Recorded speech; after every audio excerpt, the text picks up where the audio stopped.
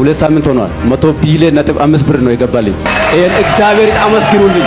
ዲር ተመስገና አካውንት ላይ yes ከአማራ ውጪ አደራ የሚሰጠው የለም። ኦሮሞነት በቃኝ ነው የሚለው።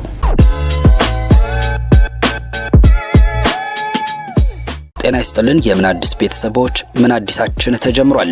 እንኳን ወደ አዲሱ የመረጃ ማጋሪያ ቻናላችን በሰላም መጣችሁ። በዛሬው ዝግጅታችን በሀገራችን መነጋገሪያ የሆኑ አዳዲስና አነጋጋሪ ጉዳዮችን ይዘን ቀርበናል። ዛሬ የምንመለከታቸው ዋና ዋና ነጥቦች ባጫ ደበሌ ለቴዲ አፍሮ የሰጡት አድናቆት፣ የ1 ትሪሊዮን ብሩ ሚስጥርና የፓስተር ከፍያለው ቱፋ አነጋጋሪ ንግግር እንዲሁም የዮኒ ማኛ ያልተጠበቀ አቋም ይገኙበታል። አብራችሁን ቆዩ።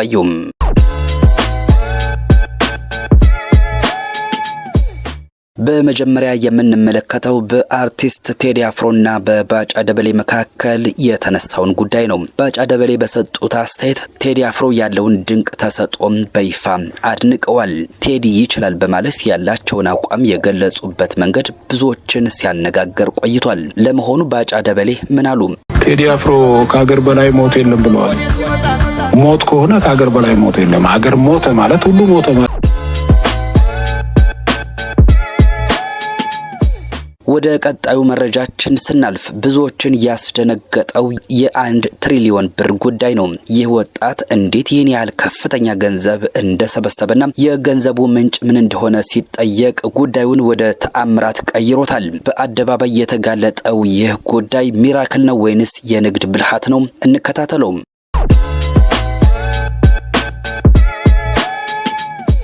ሁለት ሳምንት ሆኗል። 100 ቢሊዮን ነጥብ 5 ብር ነው የገባልኝ። 100 ቢሊዮን ነጥብ 5 ይሄን እግዚአብሔር አመስግኑልኝ። ዲር ተመስገና አካውንት ላይ yes አንተ ቦስኪ ለቃን ስራ ነው የምሰራው። ቃን ስራ እየሰራው ህይወቴ አይሻሻልም ነበር። ከዚህም በፊት ምስክርነት አይቼ ነው እዚህ ቦታ የመጣሁት። ህይወቴ እየተሻሻለ መጣና አመት ከ2 ወር በኋላ ከውጪ 2 ሳምንት ሆኗል። 100 ቢሊዮን ነጥብ 5 ብር ነው የገባልኝ። 100 ቢሊዮን ነጥብ 5 ይሄን እግዚአብሔር አመስግኑልኝ። እግዚአብሔር ሰጪ ነው። እኔ ቃን ስራ ነው የምሰራው። እውነቴን ነው። እኔ ይሄን ደረጃ አይቼ አላቅም። ሰዎች ራሱ ተቸገሩ ለማንበብ ማለት ነው። በሁለተኛ ቀን በሶስተኛ ቀን ብሩ አየሁት። ከዛ ባንክ ቤት እጅ ስጠይቅ ምንድነው ይሄ ሁሉ ገንዘብ አለ እንዴ ያለ። ይወስማ ከላይ ምንድነው ብሎ ዲር ተመስገና አካውንት ላይ yes አንተ ቦስኪ 100 ቢሊዮን 568 ሚሊዮን 298 ሺህ 796 ላውጅላችሁ ማያራሴታ በጌታ በኢየሱስ ስልጣን እግዚአብሔር ያስደነቃችሁ። አሜን። ያጠበቃችሁ ያላሰባችሁ በረከት ተገናኙ። አሜን። ይኸው ከተማ የሚያናጋ መንደር የሚያናጋ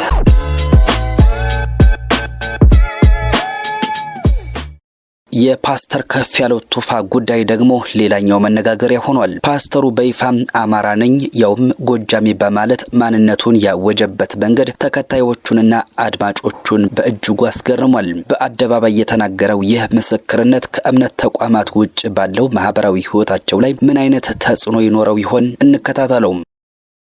በሌላ በኩል አህመድ ተሾመ ወይንም በስፋት በሚታወቅበት ስሙ ዲምቢም ኦሮሞነት በቃኝ በማለት በግልጽ አቋሙን አንጸባርቋል።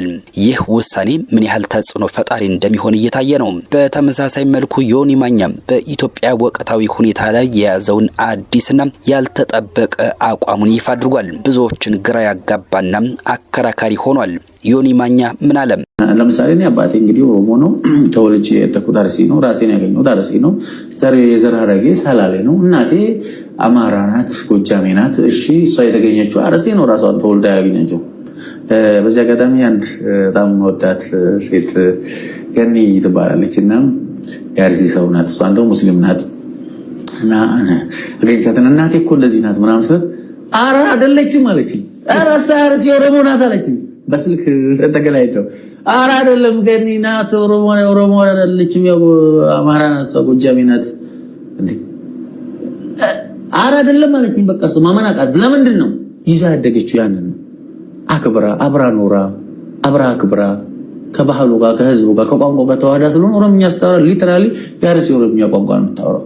ሶሺ ምን ትሆነች ሰው በማታውቀው ሀገር ሄዳ እዛ ትንገላታ ሰው አይደለም ምን አረገች እስካልነካች ድረስ መኖር አለባት እኮ እና ይሁን ምናምን የኛ ደግሞ ጽንፈኛ አለ አንተ ቅይጥ ስለሆንክ ነው ምናምን ቅይጥ ሰላሌ አይደለም ከጎጃም ወልዶ ከሰይጣን ቢወልድ ራሱ ሰላሌ ነው ያደረገው ኢትዮጵያዊ ነው ያደረገው የብሬን ነው ነገር በጣም በራሴን ፕራውድ ማድረግ ሰው ነኝ የና እንደዚህ በትንሽ አልባልታ ሞርድ ማይነሰው አለውና እንዲህ የሚል ጽንፈኛ አለ ይሁን ቅይጥ ነው ምናምን አንዳንዱ እንደዚህ ይሄድኩ ምናምን ገለ ከቸርች ሶታ አገኘና ከመናጋ ምናምን ነገር ሰላም ለኛል በጣም ነው ወዳለ እሺ ቴንክ ዩ በጣም አልኩ ከዛ ታየ ታሰረ አይደል አለኝ አዎ አልኩ ታየ ቅይጥ ነው እናቱ ምናምን እንደዚህ ናት ምናምን አለኝ እኔም ቅይጥ ነኝ አልኩት ከዛ ዘው ደነገጠ በጣም እና እንግዲህ ታጋ ሰው ይኸውልህ ቅይጥና አንተ ንጹህ ሆነ ምን አረክለው ኦሮሞ ነው ባጭሩ ባንስ እኮ እኔ በገባኝ መንገድ እኮ ለኦሮሞ ድምጽ ሆኜ የሆነ ያህል ወዳጅም የሆነ ያህል ጠላትም አፍርቻለሁ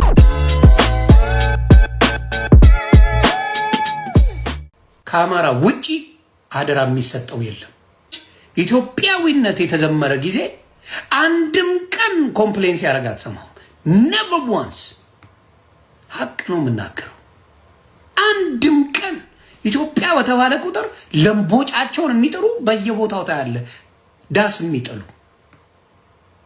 ኢትዮጵያን ከፍ እናርግ ባንዲራዋን እናንሳ ስለተባለ ነው ይሄውላ ለቅሶ አሁን ግን ተገፍቶ ሳይወድ በግዱ አማራነቱን እያመነበት ሄዷል እየመረጥክ ገለኸው አማራ በመሆኑ ብቻ እያሳደድከው በጣም ኢትዮጵያ ውስጥ የጨፈጨፈው በአማራነቱ አማራ ብቻ ተመርጦ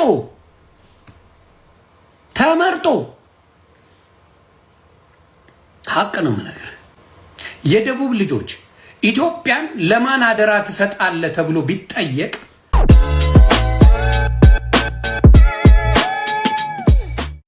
አዲስ አበባ አትሸክር